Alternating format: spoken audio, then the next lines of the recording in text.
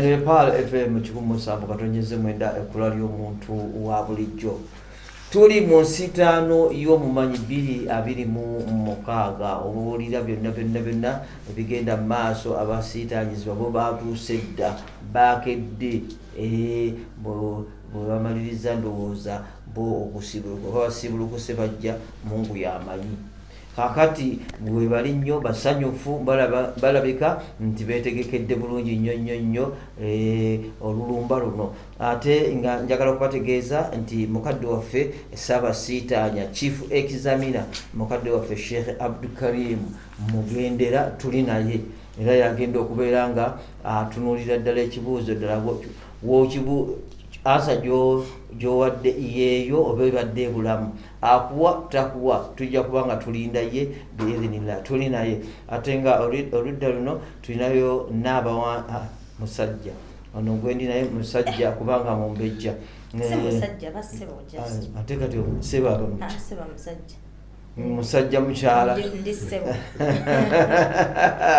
oli bwakayalira ebitiibwa sebo omumbejja Frida Bazzi ya recordinga buli kimu kyonna okulaba nti tewaliwo max yonna muntu musubwa nga tagifunye oba nga tebamutoddeeko. Ate eri ninayo omugabi Hudu gyali eyo ali mbyuma okulaba nga buli muntu yenna atulaba bulungi era nga atufuna bulungi. Abdulhamid Kizito Musenzalanda Reda Misha gemanya gange. Ngenda kusaba mukadde wange oluvannyuma lw'okutuusa obubaka bw'abakadde baffe banabateekamu ssente ajja kubabuuzaako Sheikh Abdulkarim Mugendera mukimanye nti tuli naye.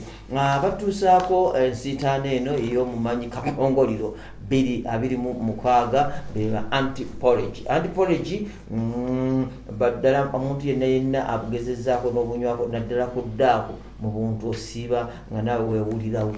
Omanyi waliwo okubeeraawo naye ng'oli awo naye nga tomanyi lwaki wooli nga naye ate wooli. Anti-porridge tewulina side effect. Balina nno kye baatuyambye ennyo balina bayita estaple nga buno oteeka buteesi ku mazzi gookya n'onywerawo oba osiibulukuka nywa ojja kubeera bulungi. Tokkiriza kusiibulukukira ku bintu bigenda kuleetera buzibu okuba empiiyi naddala mu nnaku nezisembyeyo otandikirewo ku empiiyi ng'osiibulukuka ddaaku enkeera olunaku luyinza okukusobera. Siibulukukira ku anti-porridge tojja kujulirira. Abaana babakoleddeyo obuugi naye nga naddala bano abatagejja abasiiwuufu abo abatalina appetite abanafu mu mubiri bukoleddwa mu mata, ensujju, kasooli, matooke ne mu bibala ebirala. N'olwekyo banange anti-porridge basangibwa nno wano Wandege ya Bombo Road ngaawo ku Abi Clinic. Kankwesimu omanye ebisingawo eri 0705 10 8 oba 0780 13552 nga bali wamu n'aba Prestige Majolistia gy'omulembe gwe basiiga ku migaati alimu 2 omoni. Genda mu supermarket ekuli okumpi oba edduuka erikuli okumpi omufuna abasobozi mugende mu Chapa General Enterprises wali mu Kikuubo opposite mu Sakedi awo wennyini Haji Rashid Senyonga saba abeerawo ddala era bw'atabawo Haji Yasini abeerawo. Abagenda mu mikolo Prestige Majalini bajja kumanya nti onoomuko ali ku mulembe guno omutebi. Abagenda okukyalirako ku bakadde banembawe ku Prestige Majalini bateekako ku mugaati baleme kulya mugaati nga balinga abali ekyangwe. Prestige Majalini mulimu n'ebirungo ebyama abazeeyi okubeera nti abasirikale baddayo mu training. Akalwadde bekamukwata muzeeyi nga tolina mutwala kiruddu basooka kalwanyisa. Ate n'abaana bato bateere mu mbuugi mulimu ebirungo ebiyamba omwana okukula ng'agejja n'obwongo bugejja. Kibi nnyo omwana okugejja n'agejjulukuka ng'ate obwongo bubudda wansi. Prestige Majalini ng'era bali wamu ne Simba Automotives bano nno be bakuyambye ennyo naddala omwana ow'obuvubuka okuyita mu buvubuka nga tovuze ku ddidi naawe buba bukusaze. Pikipiki ez'omuwendo gwa wansi nga tezo nnungi nnyo ozisanga mu Simba Automotives be bazituusa. Ziyita kasozi ng'oyinza ogamba ziri Kaserengeto balina tukutuku, tractors, Vespa na buli kimu kyonna ekitambulira mu kkobo eryo ate ng'ekirungi bakkiriza ekibanja mpola. Kati basanga wano Kamwokya Mawanda Road opposite City Oil. Gendayo otekeyo ssente mpola paka lw'onootuukiriza ekirooto kyo. Nsitaano Kakongoliro 2026 nkasabe mukadde wange Sheikh Abdul Karim mugendera asooka abalamuseeko abawuliriza abaffe mumanye nti tuli naye oluvannyuma ate tujja kukyuka tugende ow'omumbejja. Naam Sheikh. Bismillah ar-Rahman ar-Rahim, alhamdulillah, wassalatu wassalamu ala rasulillah sallallahu alayhi wa sallam wa ba'd. Abatuuliza abalungi tuli bamukisa okubanga tuli mu programu eno ey'ensiitaano y'abamanyi. Tusaba Allah tabaraka wa ta'ala atwanguyirize omulimu guno ate era tusobose okubanga tugutambuza bulungi. Barakallahu fikum wa jazakumullahu khair. Tukuyanziza nnyo mukadde waffe ndowooza mukitegedde nti mwali wano mu studio naye nga ekigendera ky'ensiitaano tuddamu si kunoonya kulaba nti tubuuzaagabuuzaaga nnyo mutugaye nti hanoye wallahi yabuuza kigendererwa kusoma twagala bano bwe babakiikiridde n'ekyo ebibuuzo bye tubabuuza nammwe mubeere nga tutambulira wamu nammwe mutegeere eddiini yammwe kyekikulu kyokka kye tulina. Ngenda ew'omumbejja Frida ababuulire amateeka ge tugenda okuyitamu ate nabaani be tulinabo mu nsirizo za Pearl FM 107.9 era abategeeze mmwe muddaddi batwalako bameka byonna biri mu ofiisi ye ssebo akazindaalo kaakano. Mugerera yeebuzagana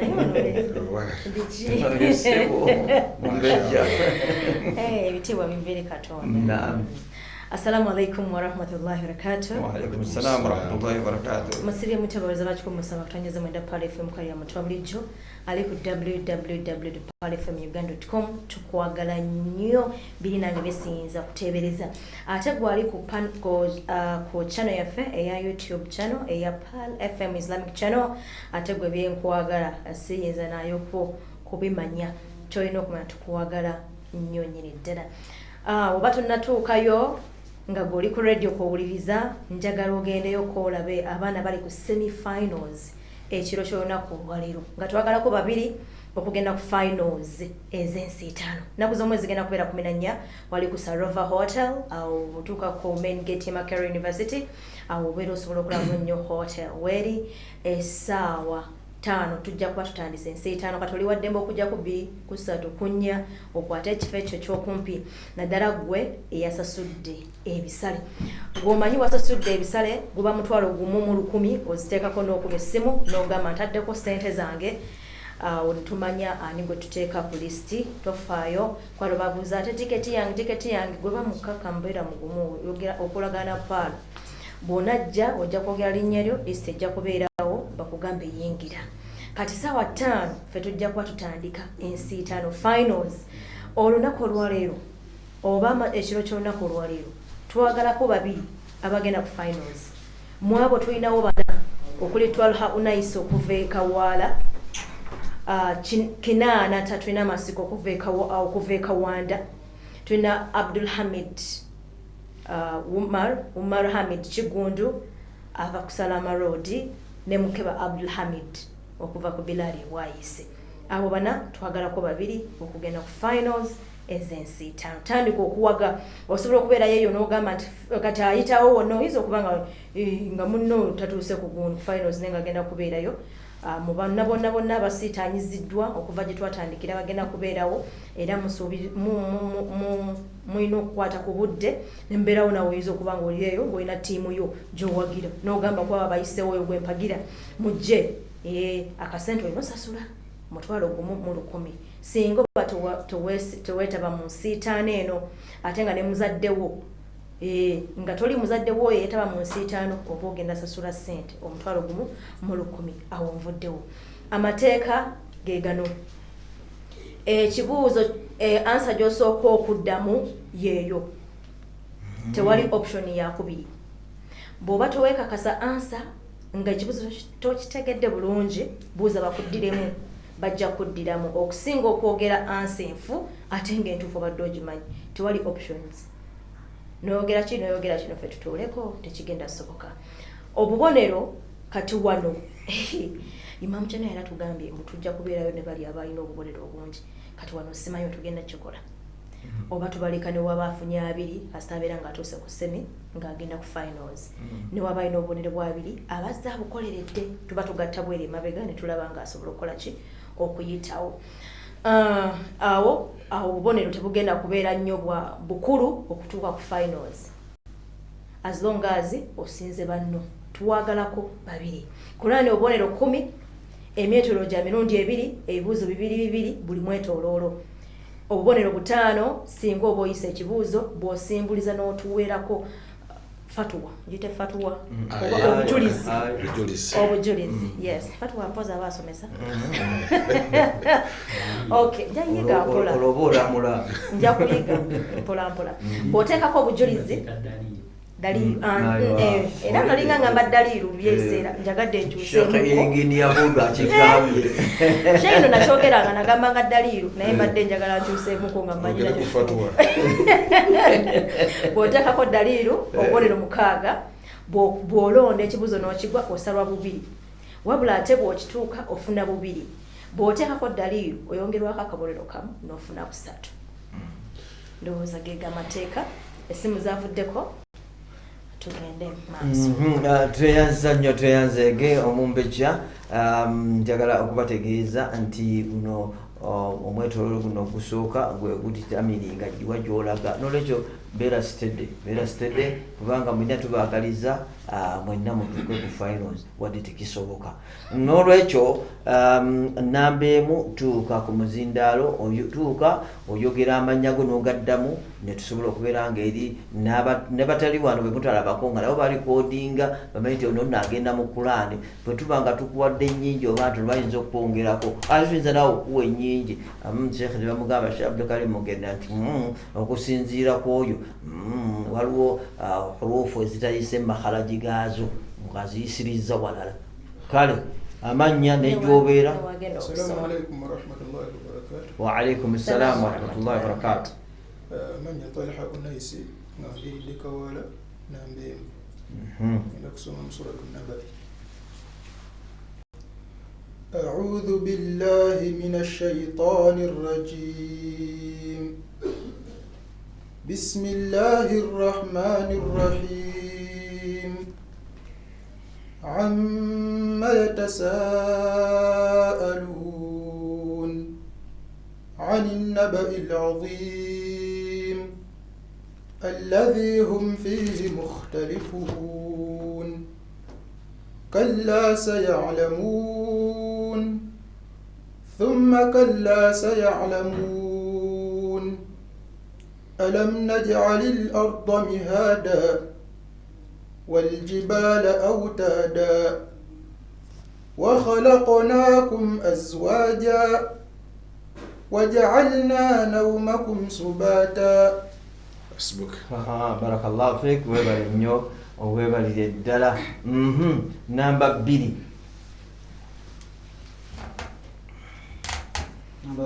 Omar Hamid Kigundu namba 2 okuva ku Salama Road Omar Hamid Kigundu Omaru eddafe twakuyitanga bumaali kale terera muzindaalo bulungi bakutereeza bulungi osobole okubeera nga nakusoma mu Suratul Furqan naam أعوذ بالله من الشيطان الرجيم تبارك الذي جعل في السماء بروجا وجعل فيها سراجا وقمرا منيرا وهو الذي جعل الليل والنهار خلفة لمن أراد أن يذكر أو أراد شكورا وعباد الرحمن الذين يمشون على الأرض هونا وإذا خاطبهم الجاهلون قالوا سلاما بارك الله فيك ويبالي nnyo webalire ddala namba amanya tulina amasiko 8 okuva e Kawanda namba 3 ngenda kusoma surati kafirun. Amanya tulina amasiko 8 okuva ekawanda namba 3. kale 8. أعوذ بالله من الشيطان الرجيم. بسم الله الرحمن الرحيم. قل يا أيها الكافرون لا أعبد ما تعبدون ولا أنتم عابدون ما أعبد ولا أنا عابد ما عبدتم ولا أنتم عابدون ما أعبد لكم دينكم ولي دين. بارك الله فيك. نعم. السلام عليكم ورحمة الله وبركاته. وعليكم السلام ورحمة الله وبركاته. Amanya Abdul Hamid Mukeba okuveka kubya Islamic Schools bwayise namba 4 ngenda kusoma mu suratu al-Isra. أعوذ بالله من الشيطان الرجيم. بسم الله الرحمن الرحيم. لا تجعل مع الله إلها آخر فتقعد مذموما مخذولا. وقضى ربك ألا تعبدوا إلا إياه وبالوالدين إحسانا. إما يبلغن عندك الكبر أحدهما أو كلاهما فلا تقل لهما أف ولا تنهرهما وقل لهما قولا كريما. واخفض لهما جناح الذل من الرحمة وقل رب ارحمهما كما ربياني صغيرا.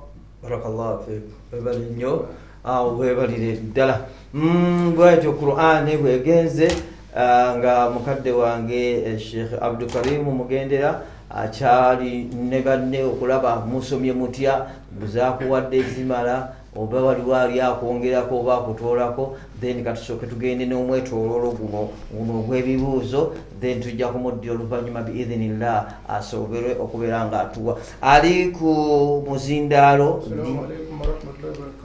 Wa alaikum assalam wa rahmatullahi wa barakatuh. Kale eki kino ekibuuzo kyekisoose nkulu, okusiimula ku mutwe nga tufuna wudhu kulina ebifaananyi bingiko, gwe nno tuweeyo kimu kyokka. Okusiimula ku mutwe nga tufuna wudhu kulina ebifaananyi bingi by'oyinza okusinziramu ng'ofuna wudhu, gwe nno tuyambe otuweeyo kimu. aya Allah tabaraka wa taala nga bwagamba famsahu biruusikum wa arjulakum ila alka'bayn.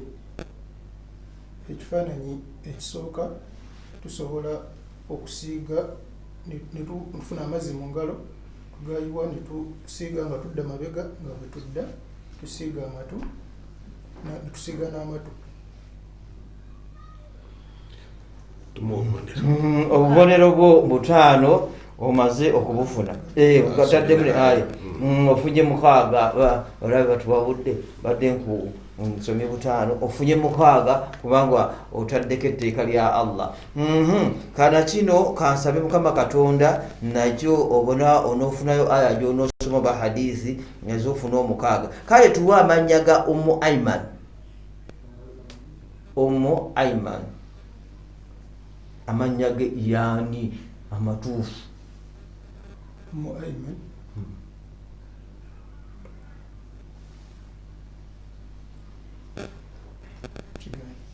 kiganye. Weebale nnyo, weebalire ddala obutamala kiseera.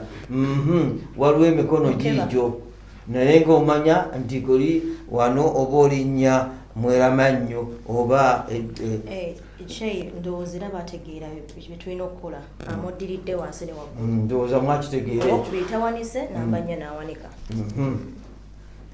Assalamu alaikum wa rahmatullahi wa barakatuh. Wa alaikum assalam wa rahmatullahi wa barakatuh. Abdul Hamid Mukeba nambanya Ayman Barakata bint Thalaba radiyallahu anha. Bamuwa obubonero. Bakuwadde obubonero bwo bubiri. Kakati oyo ngenze oyo naye nkuwummuzaamu ogende kasi okusibuluka kwatuuse eddagala ennyo kutuzi. Kakati ani ono gwe nnina? Omar Hamid Kigundu kuva ku Salama Road namba 2. Omar Hamid. Tuweeyo mukwano tuwe amannya g'omukyala eyafiirwa batabani be bana mu lutalo omulundi gumu. Kyalo bamuyitanga Khansa radiyallahu anha. Naye amannya ge Khansa eryo si linnya lye. Sawakunzira mu kibuuzo. Ngera batwayogedde nti towalampa jirikiti nga tonnamanya amaka gaayo. Kakati ekyo ukasoyogedde ekirenga bona agamba nti bamuyita taata gundi oba maama gundi. Erinnya lyonga lyalina erinnya erirye bamuyita. Kati nganze bona ogamba nti taata Shiba naye nga nze Abdul Hamid Kizito. Kiganje. Ekyo kiganye. Talha yawaneseeka. Talha Unaisi okuva ekawala omukyalo bamuyita Tamadhu radiyallahu anha. Erinnya lye tufu. Obubonero bwo obufunye bubiri. Kale ani gwe ndi naye? Omar Hamid Kigundu kuva ku Salama Road. Kale okutula Oluganda kireeta okubonaabona n'ensi eno nga mu mbeera ki?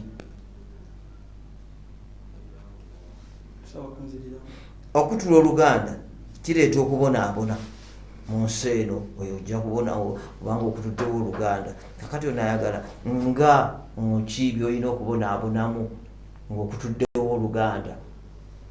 Ndowooza nkigonzezza. Naam.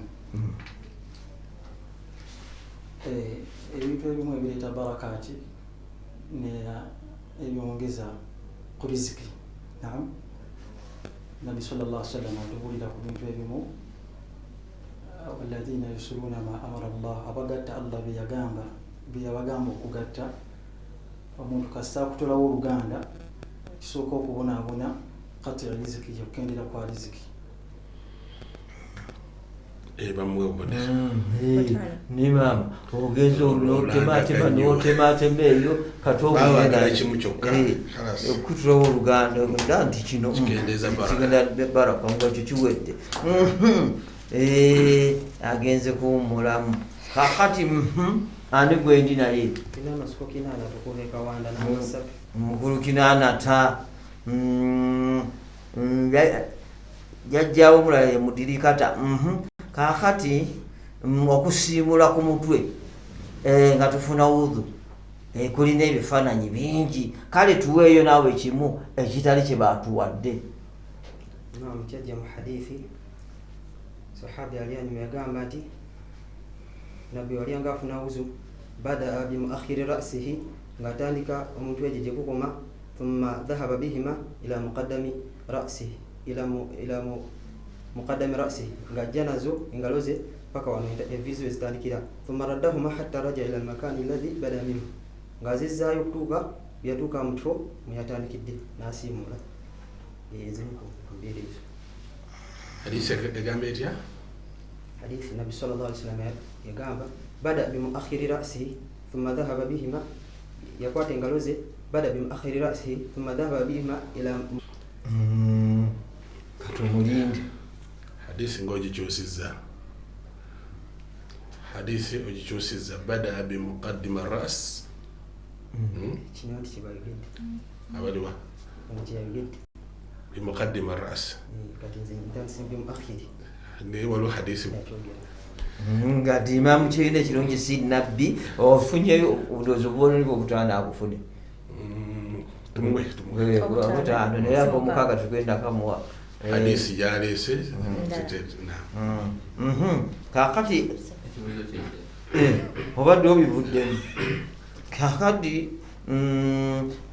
kale tuweeyo naawe mukwano tuwe amannya g'omukyala nabbi sallallahu alaihi wasallam we yalagira atemweko omukono gwe nga bbye nkiddamu omukyala oyo nabbi sallallahu alaihi wasallam bali bamuyita Fatimatu al-Makhzumiyya radiyallahu anha. tumuwa obubonero baasi obubonero omaze okubufuna mwebale mutambudde nno bulungi mutambudde bulungi era kuno bano kino ekibinja kirimu Aseno na City Council. Assalamu alaikum wa rahmatullahi wa barakatuh. Wa alaikum assalam wa rahmatullahi wa barakatuh. Mujagala Abdul Hamidi Mukeba. Wako bidali bwa yise. Okay. Wakati bwanji namba nnya. Kale naawe era tambulira mu bufu abanno okusiimula ku mutwe nga tufuna wuzu kulina era ebifaananyi bingi kale tuweeyo naawe kimu nga banno bye bawadde si byowa.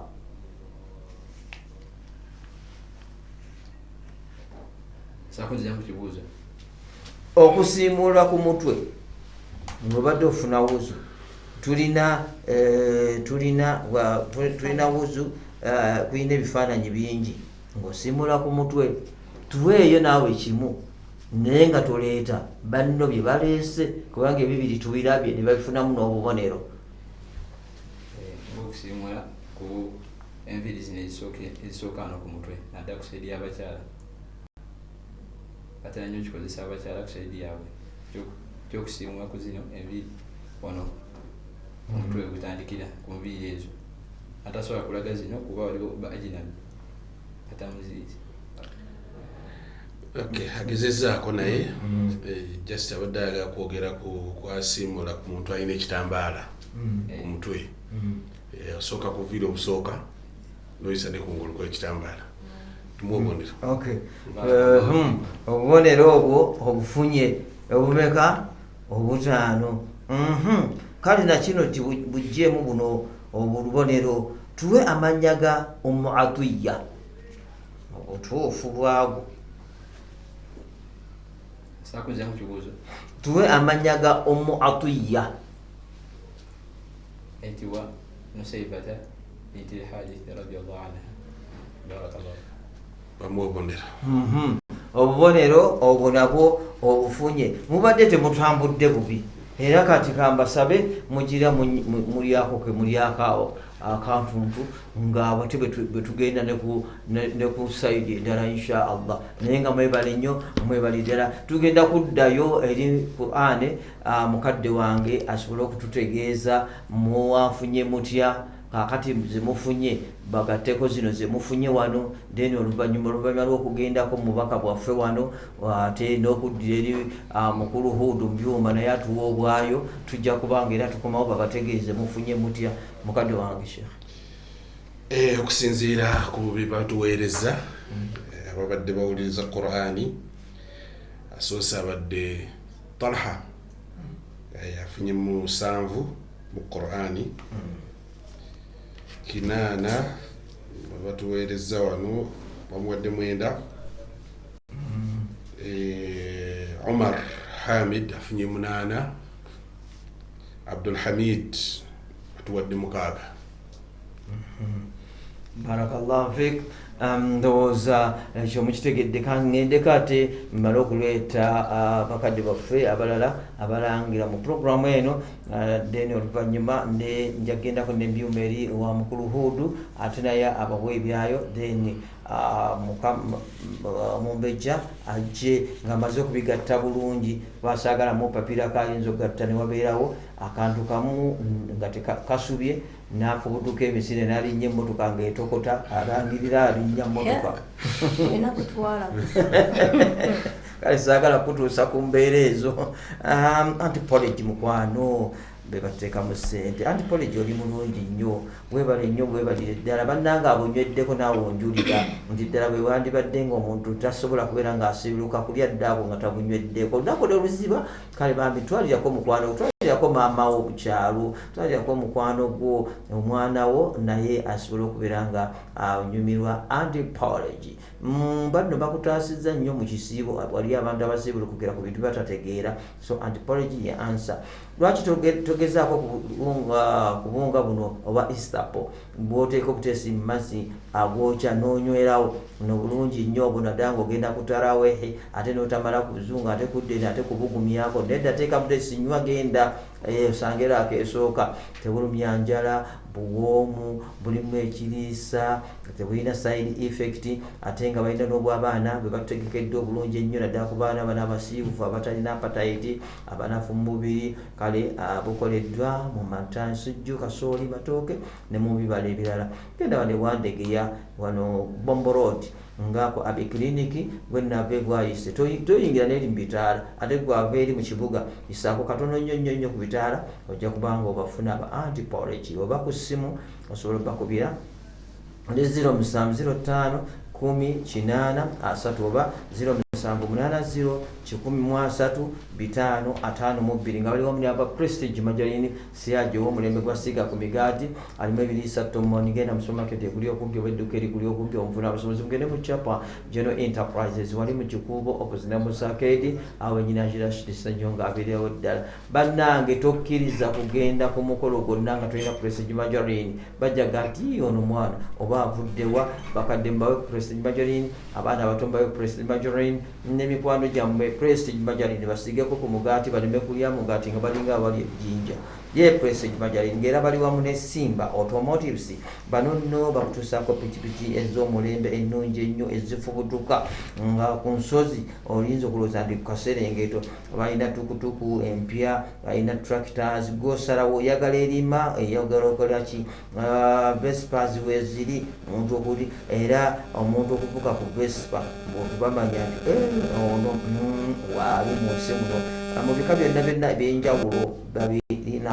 basanga wano Kamwokya Mawanda Road opposite the City Oil ate kantuuse n'ensonga eno nga tubaga nti bannange final zensi 5 jangu bambi otulabeko nawe ffe tukulabeko kuba tubadde nga tukulaba eno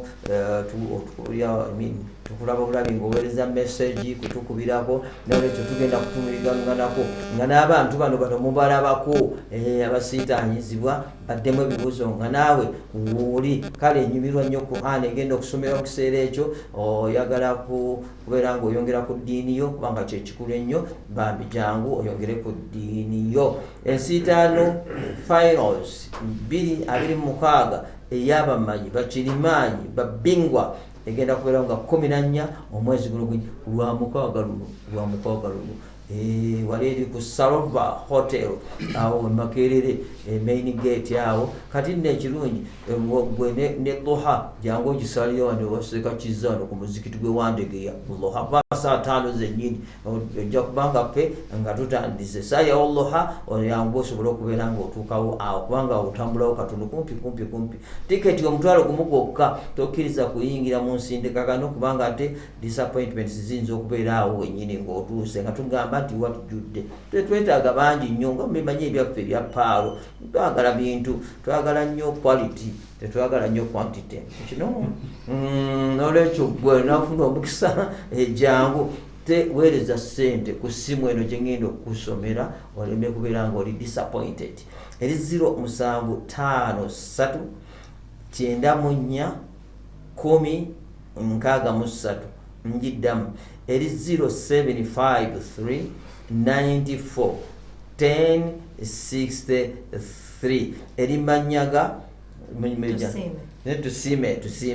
tusime akateekewo na wano tusime kakati kanjiddemu era eri 0753 94 10 63 ate nga Wahidi Garments kirungi nnyo naddala bannange wano ku yidi bambi abakyala basiibye abakyala baffe abaana mikwano gyaffe wahidi eyina yasaze ebbeeyi ebintu byonna ebitundibwa naddala bigenda okwambalwa ku yidi bakuleetedde ebyambalo by'obusiraamu ebiri ku mulembe nga sharia okuva mawanga agawarabu n'omuli Dubai, Turkey, Saudi Arabia n'amawanga amalala mangi balina amakanzu ag'abakulu n'abato, enkofiira eziri ku mulembe, habaya, sitira, obukaaya mu mabala ag'enjawulo, peti z'abakyala, dresses ennungi okuva ettake, engoye za office. Kibi nnyo okugenda mu office ng'oyambadde ekikooti ogw'ekibanja guntaabuukanya.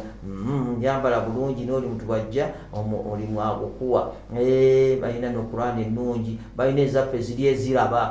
Omutontoga nti Kurani eraba, balina z'osobola okubeera ng'otambula nayo mu nsawo nga ntono, emisaalo emitono n'eminene. Basange ku Ham Shopping Ground, Broko A Shop number A163, oba kuba ku ssimu omanye ebisingawo eri 075 73 77 23 njiddamu eri 075 77 23.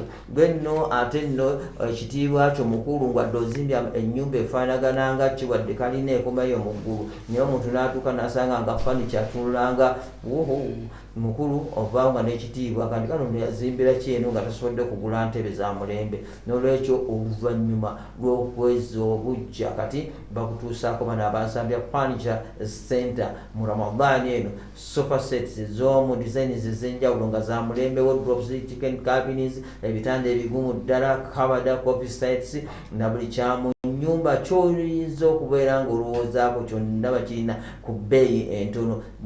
Mukulu nti teekayo ssente mpolampola bakkiriza ekibanja mpola. Kale bakyalireko wali ku workshop yaabwe oba ku showroom yaabwe esangibwa ku luguudo lw'Eggaba ku mukono ogwa kkono nga wakabooti ku Total Petrol Station.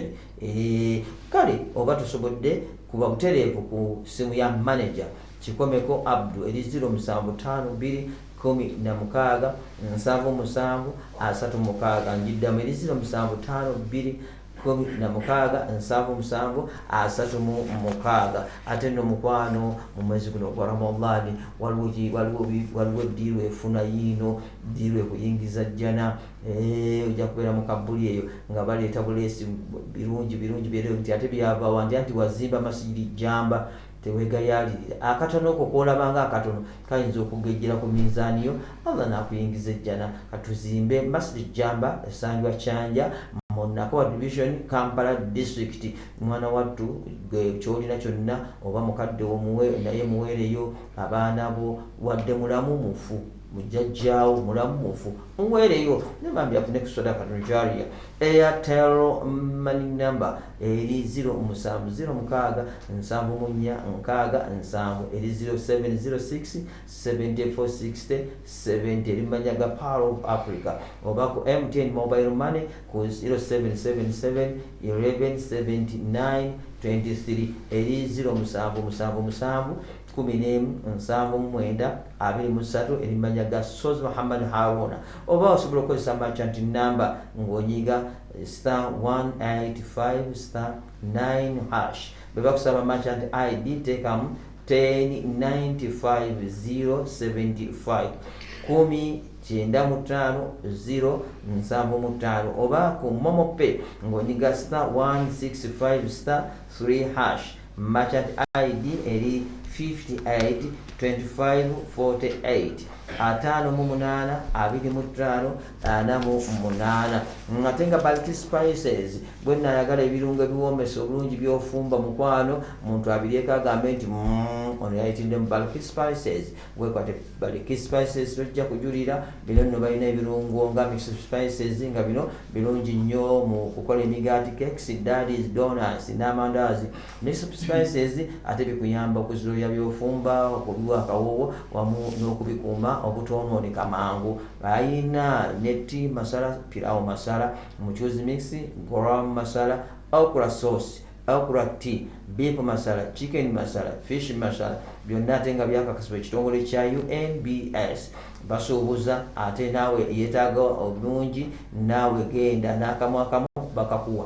basange wali eri eweyogerere buto emabega wa Naalya SS olwokuba ku ssimu eri 07700434 oba 0786227214 ensiitaano y'omumanyi 226 kakongoliro katugendewo Omumbejja atubuulire bigenze bitya mu mwetoololo guno ogusoose then omuntu oli ajje ku mwetoololo ogwokubiri ng'amanyi atandikirawa inshallah sebo tweyanziza nyo tweyanzeke mwena bakyaliko kwali omuntu wa bulijjo 107.9 ali ku www.palfmuganda.com n'ali ku YouTube channel yaffe ya Pal FM Islamic Channel.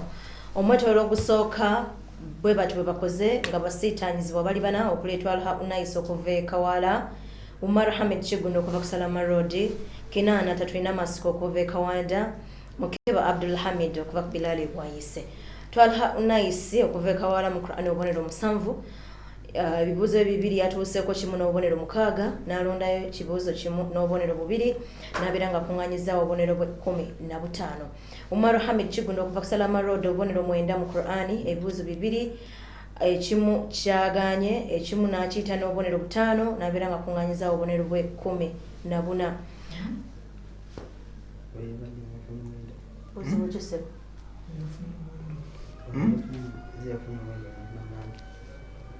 Kinani y'omwenda. Kinana y'omwenda. Hamid y'omunana. Webale kubanga obadde owulira. Ayino munaye munne yamwogere.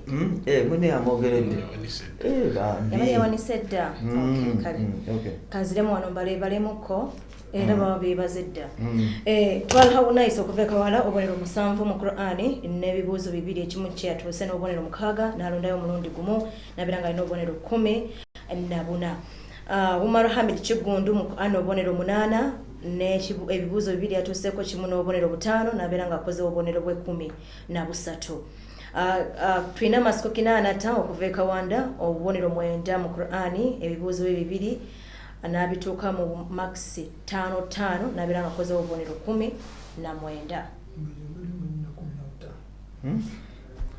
Era gwe 15. 14 yono owokubiri.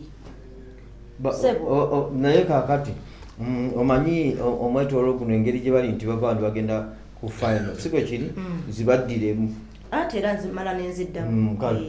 Gumiikiriza taata. Gumiikiriza oyagala nziremu webale. Mu Qur'ani obubonero 7, wafunye obubonero 6 mu kibuuzo ekimu, n'olondayo obubonero 2. Bala ziba mmeka? 15. Ziba 15? 7+8. So damu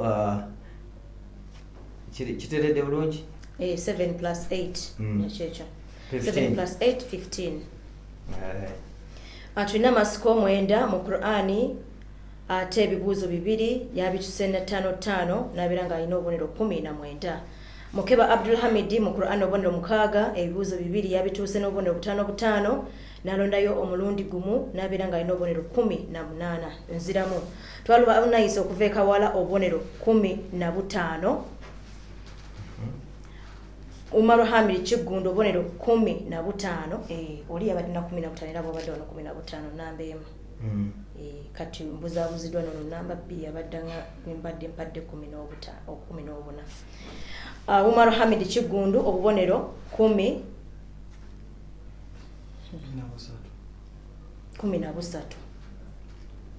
Nkongeremu akadakiika ndio wano we nakoledde wano ensobi ku Qur'ani, wano we nabadde ngasse nandi muwadde 9 ekifo ky'omunaana.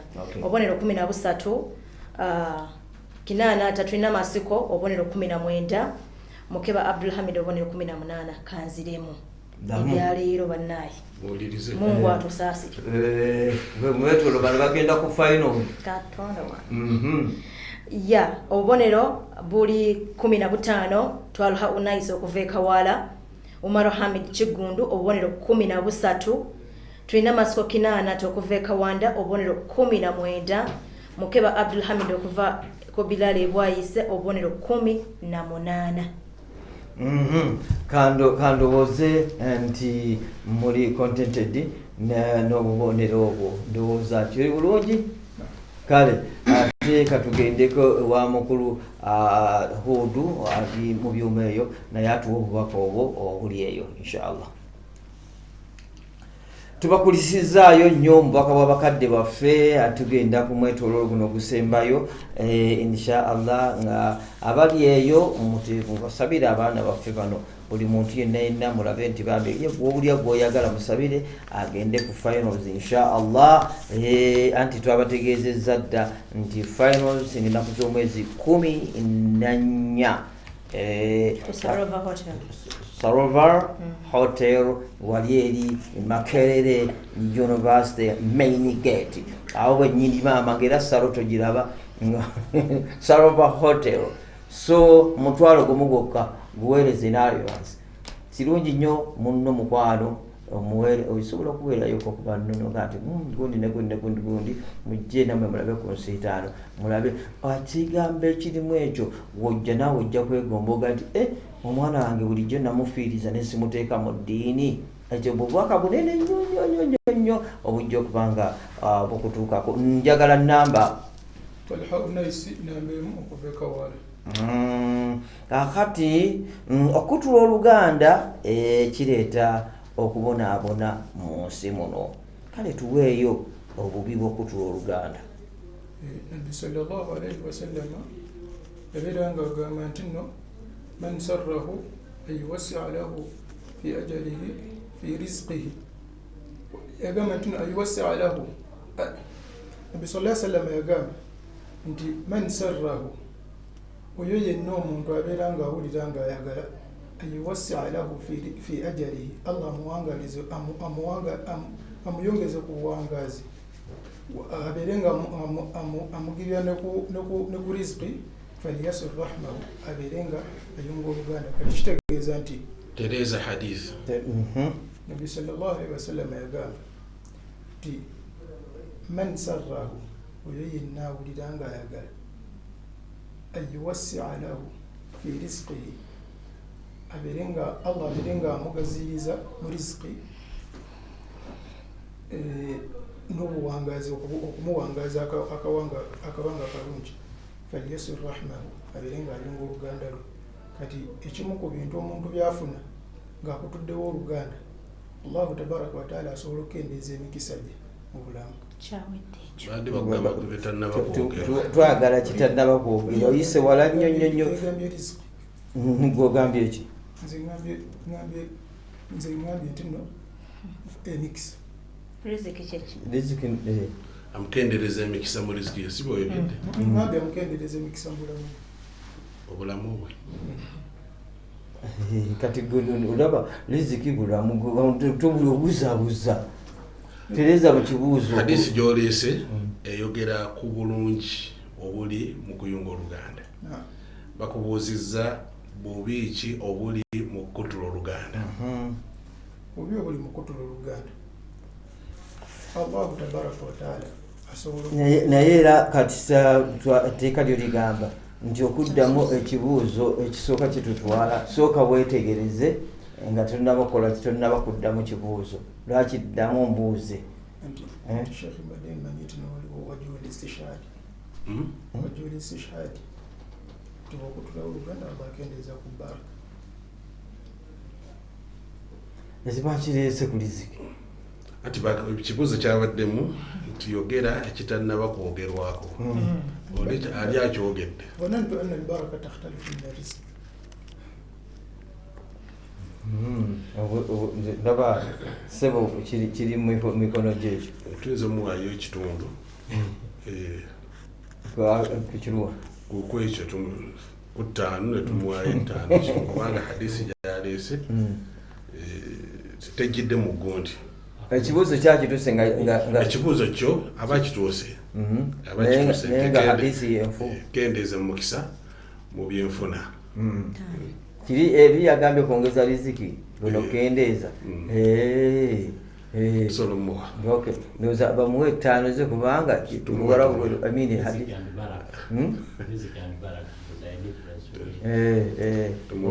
tokali obonere bona ndi buvudde mama manyo ga mpisi naye era nga kiguwadde gwe nyini gwe weeretedde obuzibu obwo uyite eyo you are beating about the bush come on beera kuliko ennyini kwe nyogera ekintu kyennyini toyita wala so ani gwendi naye kale omuntu addingana Qur'an afuna empeera n'ebirala bingi tuweeyo kimu omuntu addingana Qur'an Nabi sallallahu alaihi wasallam yagamba nti iqra'u al-Qur'ana fa innahu ya'ti yawm al-qiyama shafi'an li ashabihi somenya Qur'an kubanga agenda kujja yawm al-qiyama ngewolereza abagisoma awaibo obubonero awe afinye mukaaga hadisi akisema mukaaga kale marhaban shigundu salama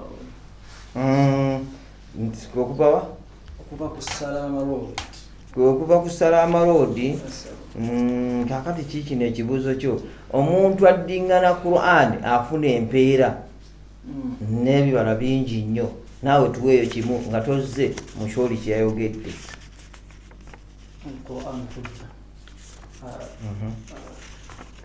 Qur'an egenda kukolanga ate ani ajja kutunula Qur'an esooka ngabo egenda okuziyiza omuntu okuyingira omuntu okay ekibuuzo kyo oli namba mmeka nedda nkyabuuza oli namba mmeka namba 2 bakusalama namba 2 waliwo ekibuuzo kyono ekirala ekimu genda mu maaso olwo hadisi ayogera bwetyo jerabidemu yebashekh ati katogo olimbisa nabbi isazizaamu kwamba lesirijjukira katuwa emigaso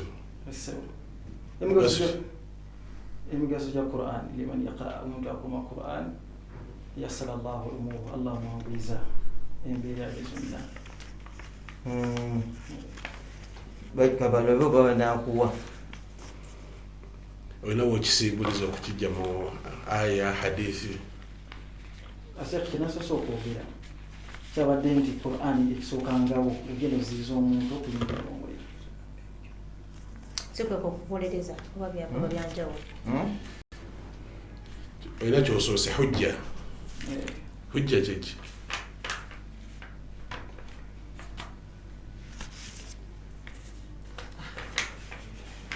okyogedde ate nga kyoyogedde kiri mu hadisi eyo yennyini hadisi gyoyogedde kyeki bano baagala kimanya bali eyo abatuwuliriza shekhe nga ogamba nti hujja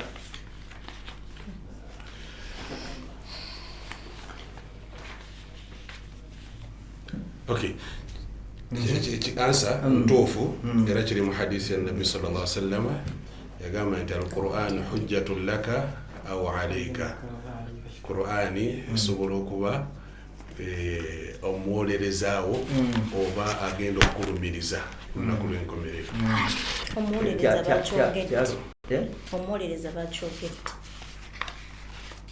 omwolereza kyayogeddwa kati tuwe kibatannaba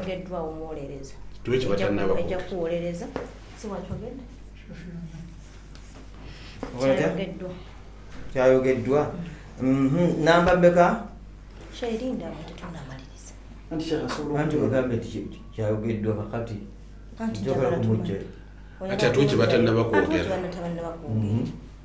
الشيخ موتو لمن يقرأ القرآن يسر الله أموره الله أيام ينسون كذي كوانغا أبينا علاقة بينه وبين ربي أبينا نقوات غانا وكاتيوه يا الله تبارك وتعالى tumuwe nete kuli gundi bakuwadde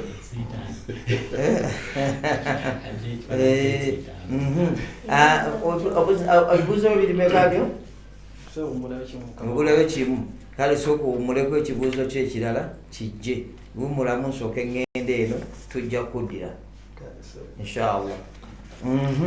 Ndi n'enamba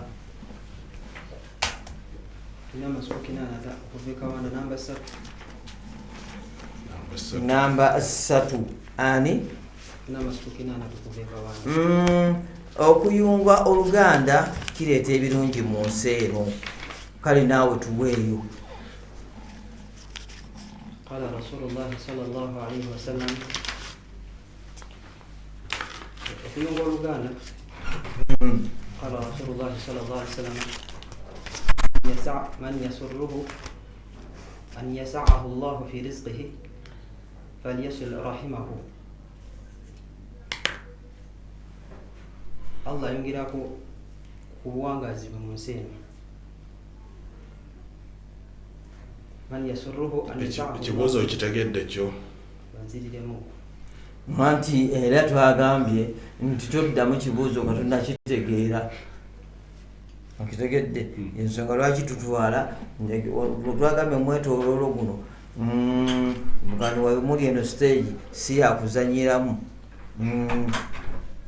Shekhe kiri kitya? Buddire bwe kibuuzo. Okuyunga oluganda kireeta ebirungi mu nsi eno, ntuweeyo ebyokulabirako.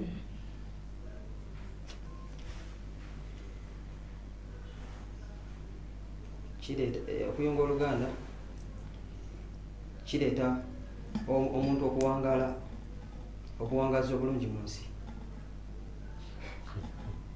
kubanga abata buli omu akolagana naye. Nabi sallallahu alaihi wasallam yagamba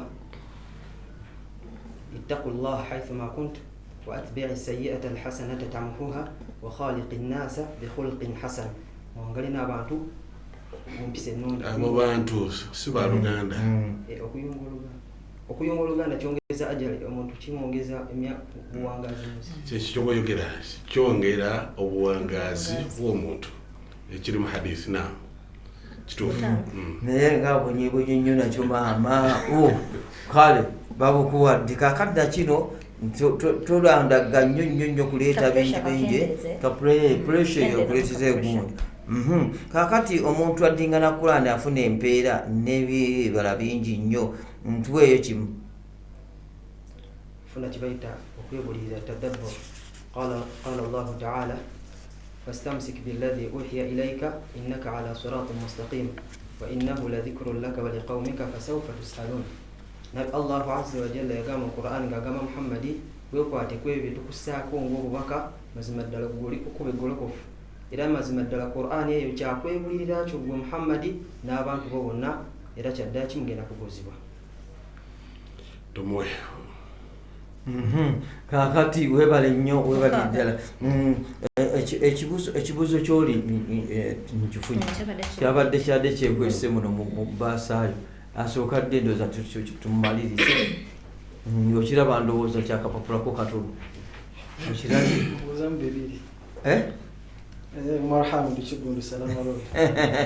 kale naawe tubuulire nga totuza kye baayogedde. Okusiimula ku mutwe nga tufuna wuzu kulina ebifaananyi bingi naawe kakati naawe tuwe bye bataayogeddeko.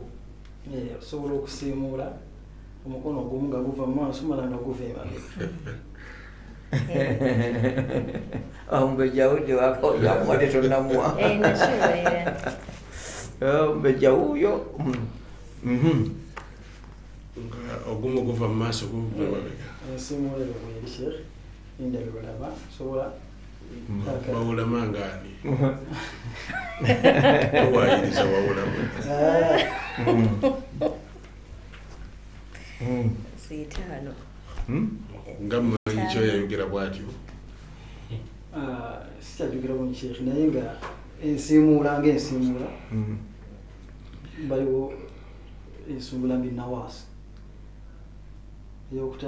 eyokusiimuula kwata ku nviiri ebyajogedde dda ololiiyo zonna lwakuba ze zimu ekibuuzo kyazze naye nga tumuwa obubonero.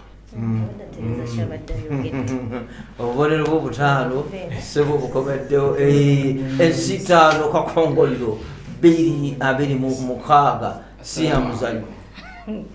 Alaykum salaam wa rahmatullah. Wa alaykum salaam wa rahmatullahi wa barakatuh. Mkewe Abdulhamid okuva ku Bilali bwayise n'amanyi. Kakati naawe nno tubuulye toleeta kye baleese okuyunga oluganda kireeta ebirungi mu nsi eno nga kuweeyo ekyokulabira tuwe ku birungi okuyunga oluganda kireeta ebirungi mu nsi eno nga ki kanjiddemu okuyunga oluganda kireeta ebirungi mu nsi eno ng'oyunza oluganda tuwayoko ebirungi byotusinza okufuna mu nsi eno olw'okuyunga oluganda.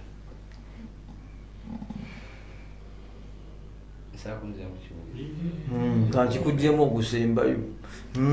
Okuyunga oluganda kireeta ebirungi mu nsi eno bingi. Tomawuni tuweeyoko ebirungi ebyo bibatannayogera kimu kyokka kyokka kimu ku ebyo obuwangazi obulungi era kiziyiza n'okutuka kw'eŋŋanda wakati wammwe okweyuzayuzaamu kwa famire. Obuwangazi obulungi Allah n'okuwa obuwangazi obulungi mpulyanga kye bayogeddeko kakyogedde okutereza ng'obadde otereza ku ekyo kyo kyekkiriza. Man sarrahu an yubsita lahu fi rizqihi wa yusa'a lahu fi atharihi. Oyagala Allah tabaraka wa ta'ala alekewo obuwuufu obeeko obuwuufu obulungi olina kuyunga luganda falyasir rahimahu kuyunga luganda. Buli lw'oyunga oluganda olekawo obuwuufu.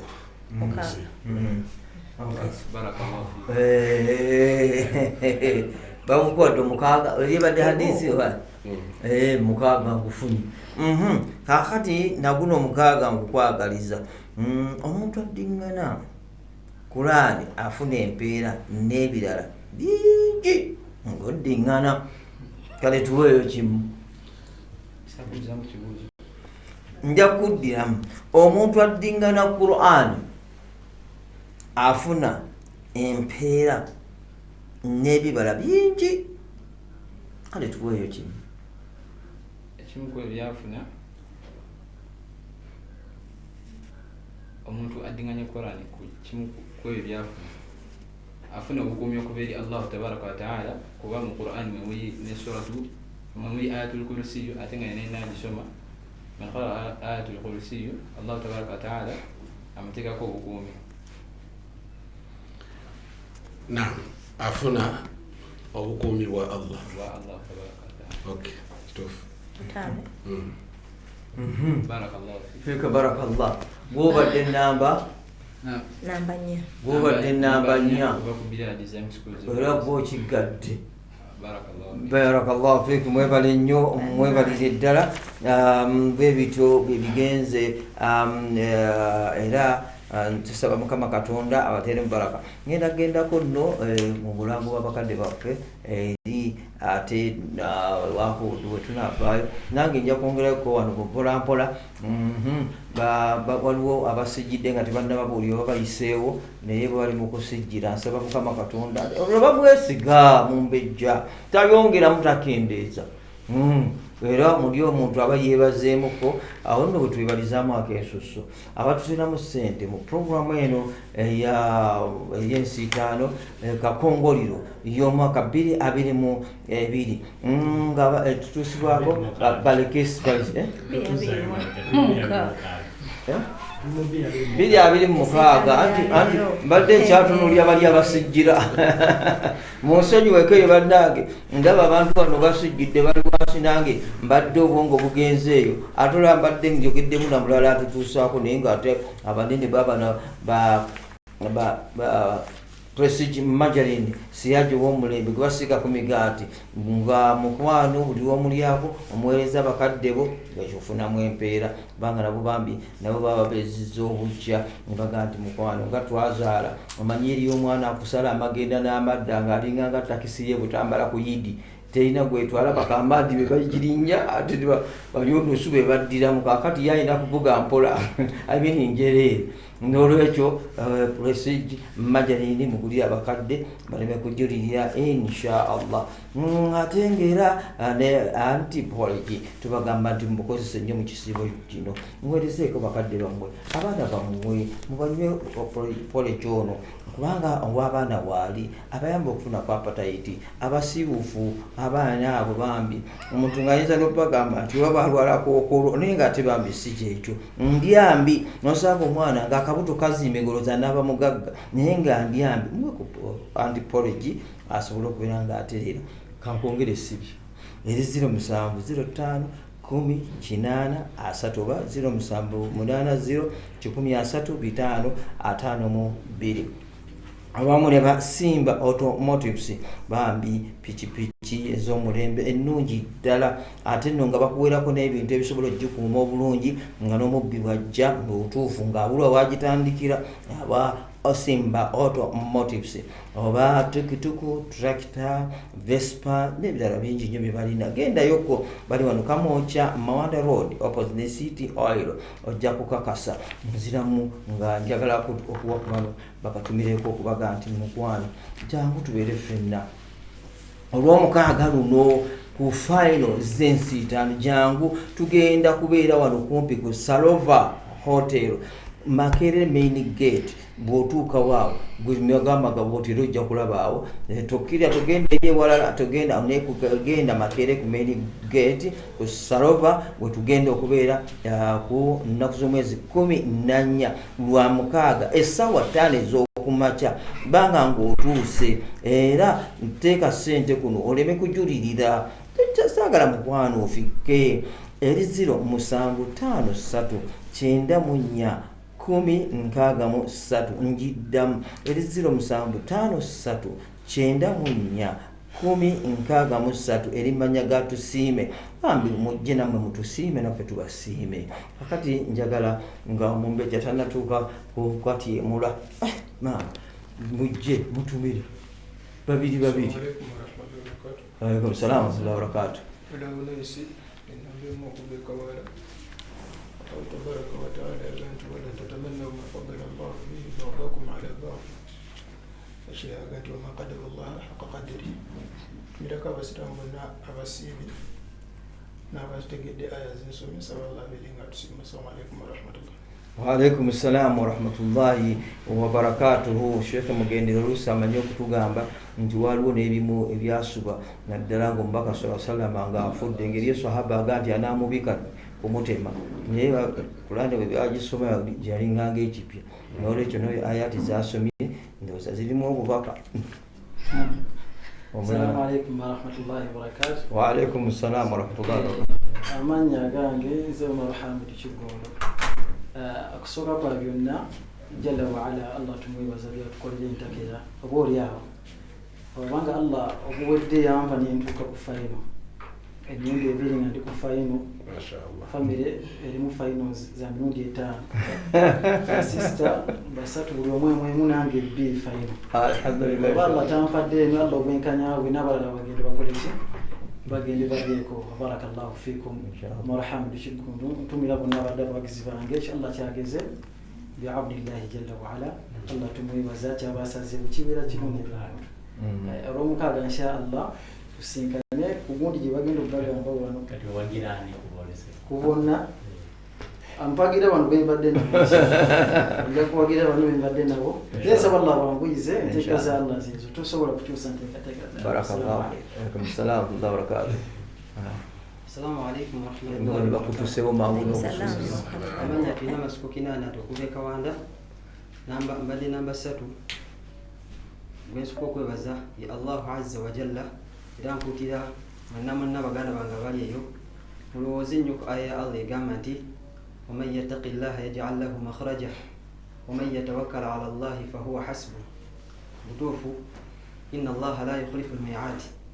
Tumirako basika bange bonna abansomesa Kenza kutuba kati ffe batulesere tulitegedde mmala bisangayo eri nga 14. tumirako abayizi abakwalu mwenna ntumirako bakadde bange ntumirako abantu mwenna ababadde bampuliriza Kawanda ni makiga. Assalamu alaikum wa rahmatullahi wa barakatuh. Wa alaikum assalam wa rahmatullahi wa barakatuh. Imam ishayo ja kunyamba konzi ponulire. Kabe 14. Assalamu alaikum wa rahmatullahi Inshallah. Wa alaikum assalam wa rahmatullahi wa barakatuh. Amanya Abdul Hamid Mukeba kuva ku Bilal Islamic Schools waise. So konna kwa byonna kubaza Allah tabaraka wa taala. Ngala Sheikh Kinana tawatugambye. Ni Allah tabaraka wa taala yangana atugamba. Awutyo. ومن يتق الله يجعل له من أمره يسرا. أجل السنة وأنت الله تبارك وتعالى وقول يا ومتيا أديك هم مقولة الله كتير مبارك. إتوقف فيديو بين ما ركب الله تبارك وتعالى نقص يا نبينا محمد صلى الله عليه وسلم. زاكو أكتمي أكو بكدي بانجي تاتا بانجي مستمك بعيدي إكوانا داو وسلام سكولزي Sam junior ni Sam high ni mama kagoya sayima noko baza administration ya Bilal Islamic Schools waise kuna na batade mwesimbi okutuka ano barakallahu fikum Sheikh Kamuga nitumia kwenye wasomesa Sheikh wangu wa hadithi ni waseka bana banji wa mpala na bala bonna nimikono jange yasumana barakallahu fikum mwebale nnyo mwebali ddala naye abaana bano mbasiimye nnyo omwetooloolo guno in fact abaana abazze omanyira omuntu nti mbagezi ne Kurani bagiwa obudde oli kwe kuleetanga aya esupporting eno zonna oli n'ataddamu yoli nti ng'oli bw'agambye nti ate lwaki oddamu kyagambye ng'akigambye so mwebale nnyo mwebalire ddala katugende ate ow'omumbejja tubuulire bigenze bitya tugenze nabaki wadde nga obatandisi balaze dda abagenda naye alhamdulillah mbebaza tibebale kujja ate era biidhinillah otubuulire tuddamu ddi okusinkana nabano kubanga tuyinza okutaddamu bano ababiri tulina kusinkana ndowooza nga 14 kyensubira inshallah nze nno olw'okuba nti embeera eno tetera kuba nyangu nze mbagaliza ddaako ennungi inshallah gwe yennyini gwojja okusibula nze ngenze budde bwakiro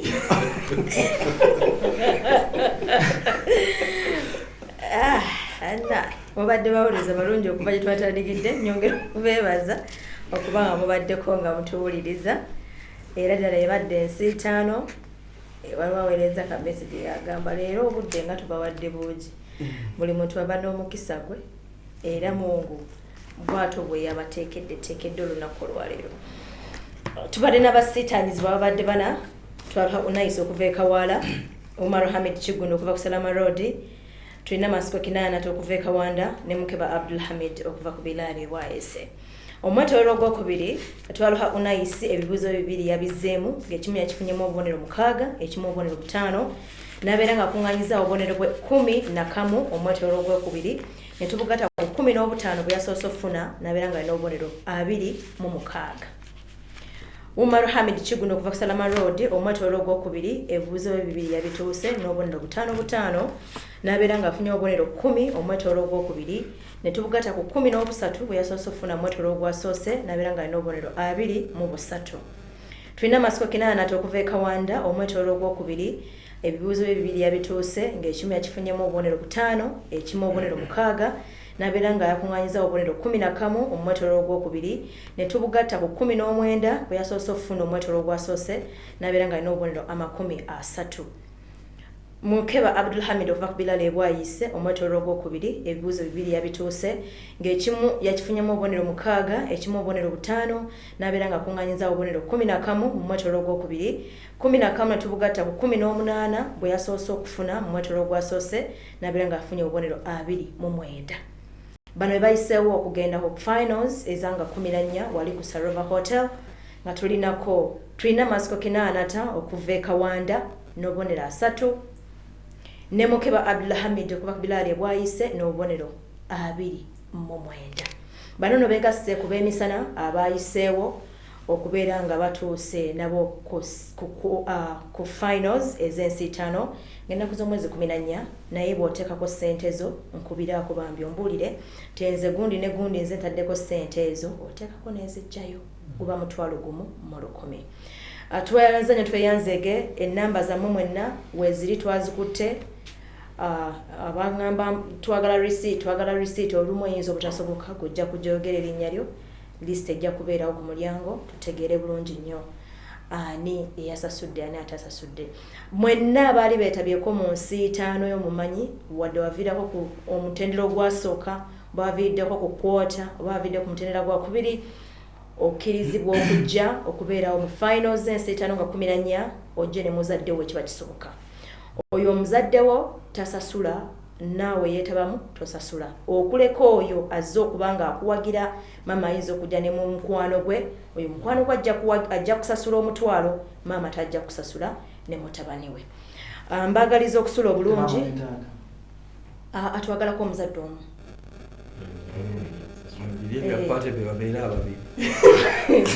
bwe babiri baba basobola omu aba agenda kusasula.